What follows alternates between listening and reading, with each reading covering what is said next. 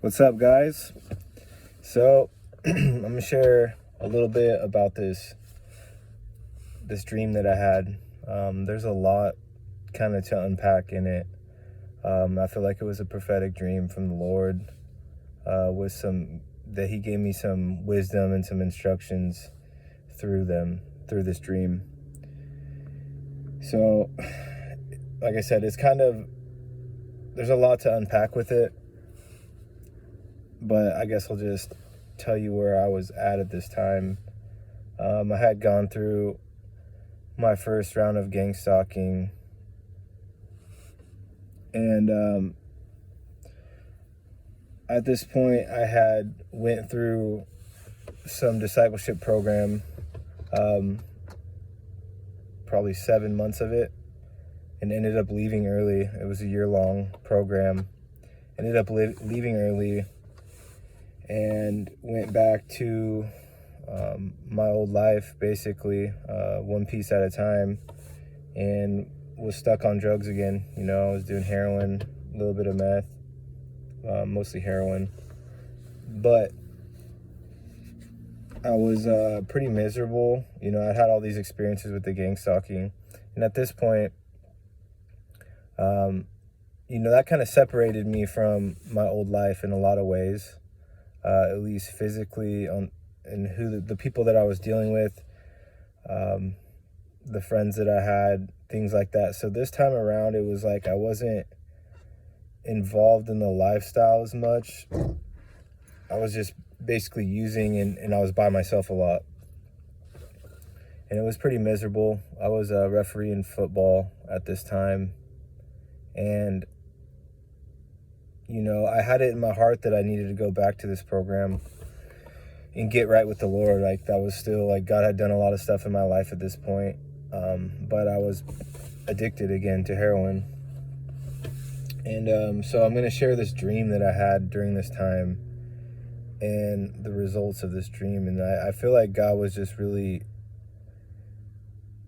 giving me an understanding of something, but it took a long time to unpack this, and I'm still kind of trying to figure out parts of this. It's a pretty dense dream, so this might be a little bit lengthier video, but I believe it's good.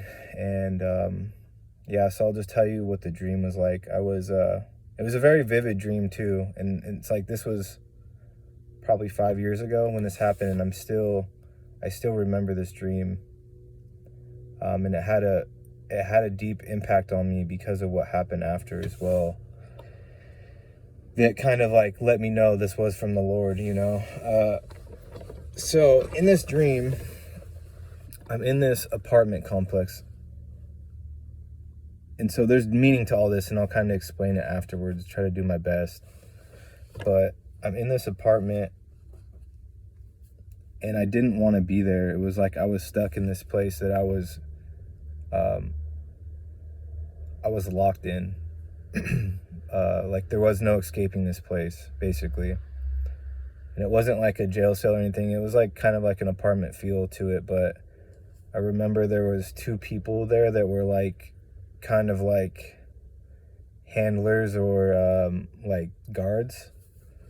And they were like just terrible people to be around.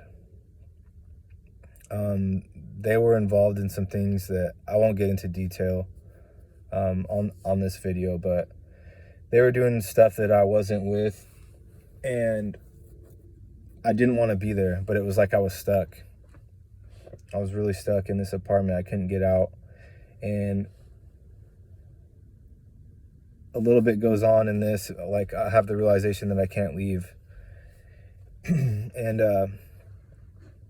they sit me down at this computer. And this is where things kind of get interesting, because they sit me down at this computer and they put in this disc, and a load screen starts coming up on this computer. So as this thing's loading, I had the understanding in the dream that I was going into this program. It was loading up, and I knew that once this load bar got to 100%, like I'm actually watching it on the screen, and it's at like 50-60% going up slowly.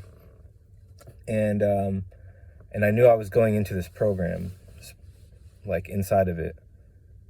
And you can probably start to see some of the things that I'm going to be getting at in this video, but the symbols in this and the meaning of some of this, but I'll try to explain it at the end so I can tell this as it happened. So it's loading up, and then I get a piece of paper that's handed to me, and I remember the words on it said, "It's not what you think."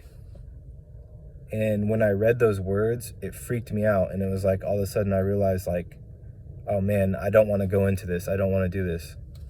Like, it's not what I think. Like, because at this point I didn't really have fear until I read those words. It's not what you think. Then all of a sudden I'm like, I remember frantically trying to use the mouse to click out of this program.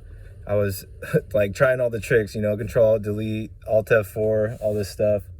And nothing's working. This screen continues to load.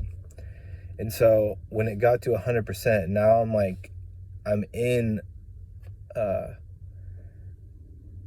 enter into this like simulation, like this program. And in this program, I remember running away, just like in my gangstalking experiences. I was trying to get away from these people, but in this dream, like they were openly demons. Like they weren't inside of people. They were like demasked, you know. It was like I knew that they were demons. And you know, I remember them like making noises and stuff, and at one point I'm on a bike trying to ride away from them, and they're just everywhere. And what was crazy is I kept waking up in this dream, but I was back in this apartment complex, you know, at the beginning of the dream. And it's like, then I would go back into the simulation. And it happened like 3 times where I had this, you know, I was still dreaming, but I woke up and I was still in the dream. And then I'd be back in the program. So I remember being, you know, frantic, running away from these demons. And it was like all of a sudden in the dream, I'm like, man, why don't I call in the name of Jesus? You know, I just had this like revelation, right? And that's kind of how I've got out of everything, you know, by trusting in Jesus. But in my dream, I said, oh man, I need to call in the name of Jesus, you know. And I didn't even say, like, it wasn't even a prayer. It wasn't, you know, anything other than, I remember in the dream, I was just saying, Jesus, Jesus, Jesus, Jesus. And so I woke up again, and I'm back in this apartment complex. And this time, you know, those guards weren't there. But I wake up and I'm in this recliner. And that's what I'm saying, like, it's a very detailed dream, very vivid. So like I wake up in this recliner and I'm like kind of leaned back where I was, I guess, sleeping, you know. But when I wake up, there's like a half circle of people around me, maybe like, I don't know, 6 to 10 people around me. And I remember it was some of my family and some of my friends. And I was really confused in the dream, because now, like, at this point, I don't realize I'm dreaming, you know. And so I wake up and they're all just kind of staring at me, and I was like, why are you guys watching me sleep? You know, what's going on? And one of my friends spoke up. He said, yeah, hey, Dane, we're just really, you know, worried about you. We really care about you, and, you know, we want you to get better. And there was one person that was faced away from me. All the other people were looking towards me, like my family and friends. One person faced away, and when he said that, I was like, oh, really? Like, you know, you guys care?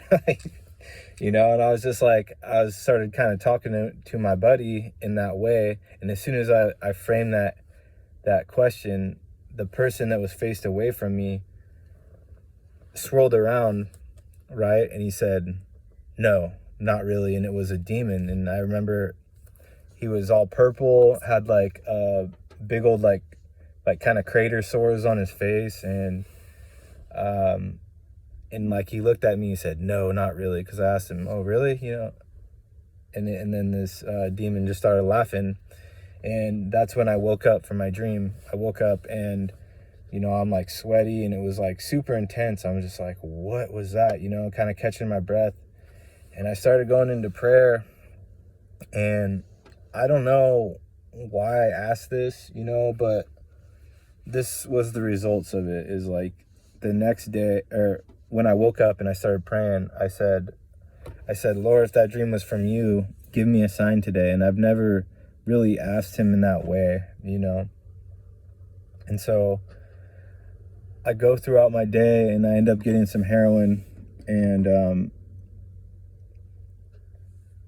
without getting into like too much graphic details, like I ended up, doing a shot of this heroin earlier in the day, and I had like, half of it left over for the night. And normally I was like pretty careful, like, of doing it slowly and everything, but this time I was like, well, I only have a little bit left, that I might as well just like, do it quick, meaning like push it in really quick. So I did that, and I'd never really done that before, but that's what I did. That was the last thing that I did. And man, so I remember doing the shot. I wasn't like, oh man, that was too much. I didn't really even feel anything right away. I put like I remember like wiping some blood off my arm, and sorry if this is graphic, guys, but this is what happened. And I put my needle up, like kind of stashed my needle in my little desk area and everything. And the next thing I know, I'm on the floor, and I wake up, and there's like police and EMTs around me, and I'm super confused, right? Because I'm just like, when you wake up out of that, you don't know what's going on. And so I'm like kind of concerned, because the first thing I'm seeing is police, right? And I'm just like, man, what happened? It was just a really weird feeling, like. So I asked them, I said, why are you guys here? What's going on? And then one of them's like, sir, you're overdosing on heroin. He's like, we need you to relax and all this stuff. And I was just like, all I could think about was, when I woke up, I asked God for a sign today to show me that was from him, and that was the only time I've ever overdosed, before or after this. You'd think I'd quit right away, but I didn't. But man, it was just a really strange experience, and terrible. Like, my mom ended up finding me, right? Like, my mom wasn't supposed to be around. She said she was leaving and everything, but she found me basically like blue, and with like, they call it the death rattles, where you're like, your lungs are breathing out their last air and everything. And so I ended up going to the hospital. Oh my gosh, dude, this was like, it was bad. So I peed my pants when this happened, right? I guess like that's something that can happen. And I ended up having to go to the hospital. They wouldn't let me change or nothing. And I'm just like, goodness, and then I end up going to the hospital, and I know the nurse. It was like a very humbling experience, right? And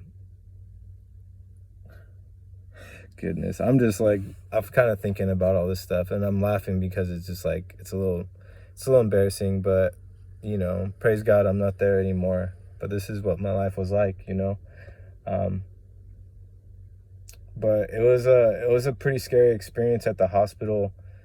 The guy was telling me that he was like the farthest gone that he's ever seen come back, so I definitely see God's hand in this, and like allowing me to see like the choices I was making, was going to kill me, and I was like, 20, probably 28 at the time. So, I mean, I would already be dead for like 5 years at this point. My mom would have found me dead on her floor. Like, it was really a pretty powerful experience, altogether. So I'm going to get to the meaning of the dream a little bit and my takeaway from it here in a second. But like I said, there's kind of a lot to unpack here. But basically, you know, I left there, and like I said, I still kept using because I'm like super addicted to heroin at this point. And it's like I just died, and by the time I'm getting out of the... Let me back up. When I was in the hospital, they intravenously administered Narcan again, and it was like, that was actually a really scary experience. Like, I thought I was...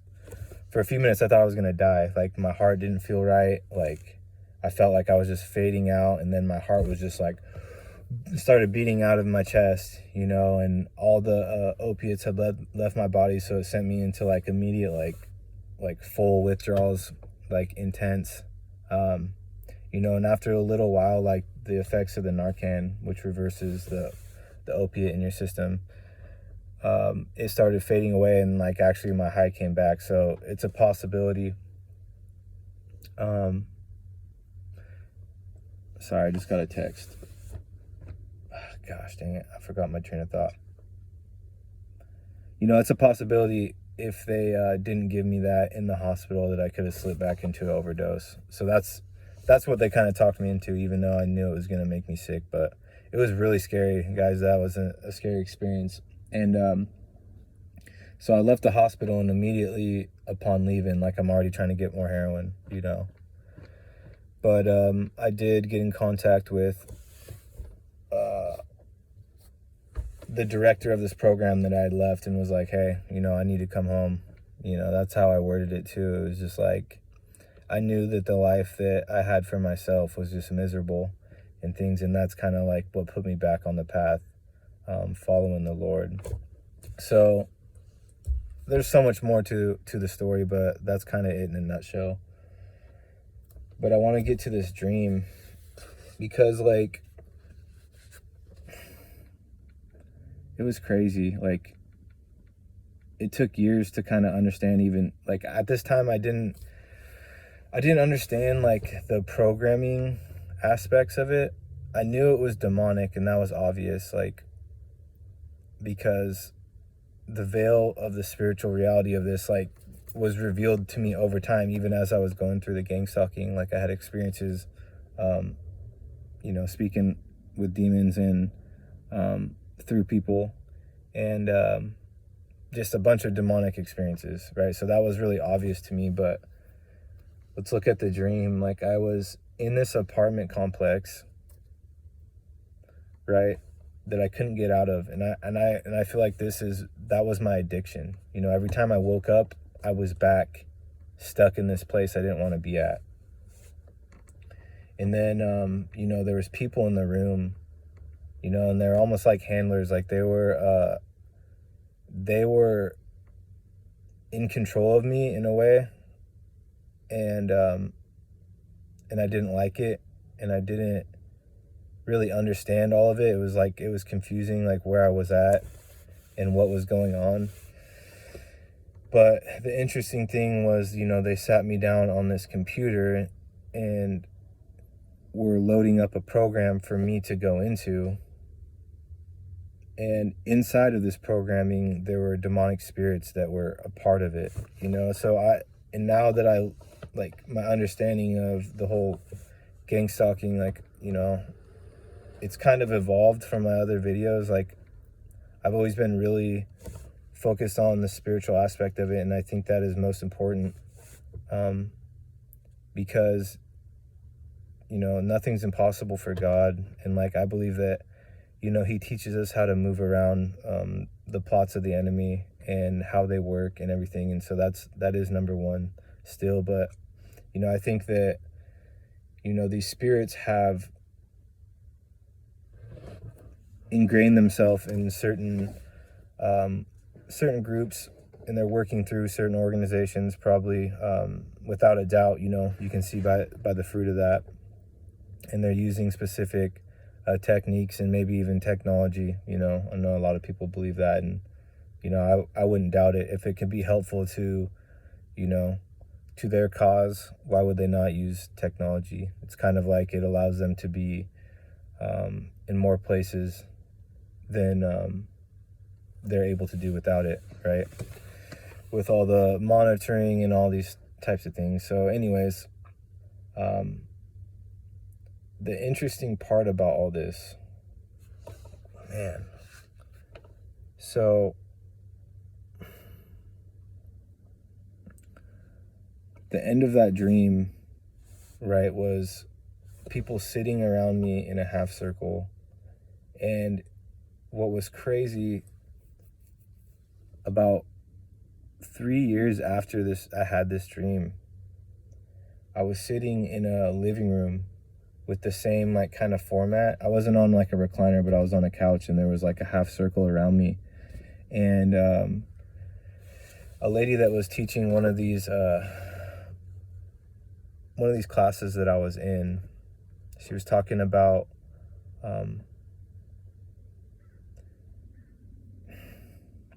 I don't really know how to phrase it in a way that can be palatable, but it was kind of like false belief systems and